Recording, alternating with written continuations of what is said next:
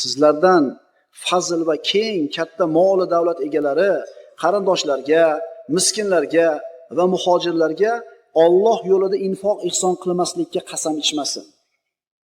Balki ularni avf qilib kechirsin.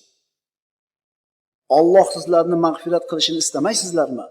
Alloh mag'firatli, mehribondir.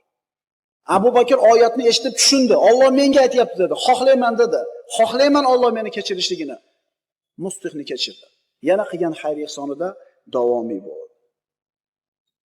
Demak, bugun siz bilan farzandlarning ijtimoiy tarbiyasida avf degan sifatni o'rgatishimiz lozimligini ko'rib chiqdik.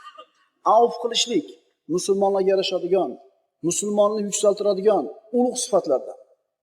Alloh subhanahu va taolo biz o'zimizni avf qiladigan kishilardan qilsin.